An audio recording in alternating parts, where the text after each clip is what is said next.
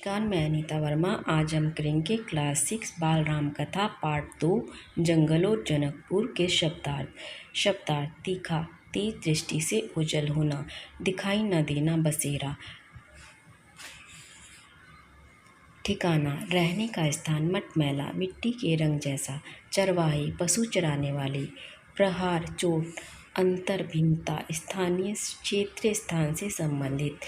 संगम, mail, जहाँ दो या दो से अधिक नदियाँ मिलती हो। दुर्गम, जहाँ जाना कठिन हो। कर्कश, कठोर, आश्वस्त करना, भरोसा दिलाना। प्रत्यंचा, धनुष की डोरी। क्रोधित करना, जोश दिलाना। विशाल काया वाला। अस्त्र, एक ऐसा हथियार जिसे फेंककर प्रहार किया जाए। शस्त्र, हाथ में लेकर उपयोग किए जाने वाला हथियार, तलवार आदि। भय मुक्त, भय से रहित। सरसराहट, हवा के चलने की आवाज़। मनोहारी, मन को अच्छा लगने वाला। अभिनंदन करना, स्वागत करना। दुगुनी, दो गुनी, आगमन, आना। अनुष्ठान, धार्मिक कार्य, यज्ञ आदि। निर्विघ्न, बिना किसी बाधा के। चौकस, सावधान। तुरीण, तरकश, अनुचर, नौकर, चाकर। हतप्रभ, हैरान, आश्चर्यचकित। चरम, अंतिम। आनन फानन, शीघ्र। तोरण द्वार, स्वागत द्वार। सुवासित, सुगंधित। बंधनवार, फूलों की पत्ती की बनी झालर। ये पार्ट 2 जंगल और जनकपुर के प्रश्नोत्तर। नदी के तट पर महर्षि विश्वामित्र ने राम लक्ष्मण को कौन सी विद्या सिखाई? उस विद्या की क्या विशेषता थी?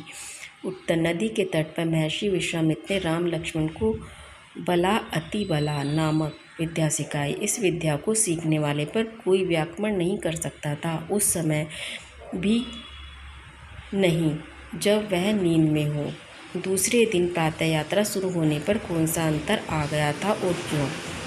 पहले दिन राम लक्ष्मण महर्षि विश्वामित्र के पीछे पीछे कुछ दूरी पर चल रहे थे, लेकिन दूसरे दिन प्रातः यात्रा शुरू होने पर दोनों भाई महर्षि के निकट होकर चल रहे थे। महर्षि और उनमें दूरी बहुत कम थी। महर्षि राम लक्ष्मण को वहाँ के लोगों, रास्ते में पड़ने वाले आश्रमों, वृक्षों, वनस्पतियों, स्थानीय इतिहास के विषय में बताते जा रहे थे।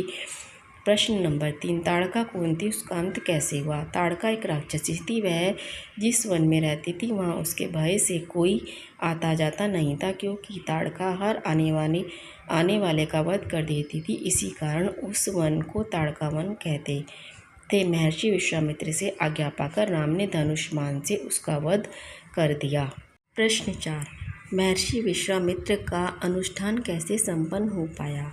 महर्षि विश्वामित्र ने आश्रम की सुरक्षा की जिम्मेदारी राम और लक्ष्मण पर सौंप दी और स्वयं अनुष्ठान की तैयारी में लग गए। राम लक्ष्मण ने यज्ञ पूरा होने तक न सोने का निर्णय लिया। वे लगातार जागते रहे और चौकस रहे। हाथ में धनुष और कमर में तलवार लटकाए वे हर स्थिति का मुकाबला करने को तैयार थे।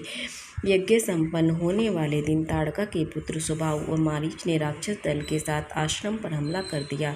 राम ने मारीच को निशाना बनाया। वह बाण लगते बेहोश हो गया। होश आने पर वह भाग गया। राम का दूसरा बाण सुबाहु को लगा। वह मारा गया। कई राक्षस मारे गए और कई जान बचाकर भाग निकले। इस तरह राम लक्ष्मण के कारण महर्षि विश्वामित्र का अनुष्ठान संपन्न हो पाया।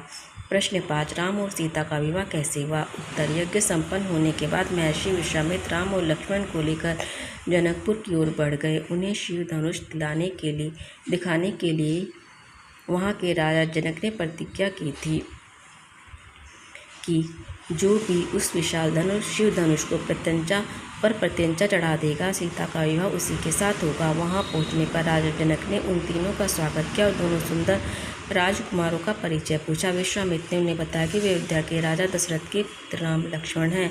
राजा जनक चिंतित थे, क्योंकि अभी तक कोई भी राजकुमार या राजा शिव धनुष को हिला भी नहीं पाया था। परंतु विश्वामित्र की आज्ञा पाकर राम ने धनुष पर प्रत्यंचा चढ़ाई और वह धनुष बीच से ही टूट गया। राजा जनक प्रसन्न हो गए। उन्हें सीता योग्य वर मिल गया था।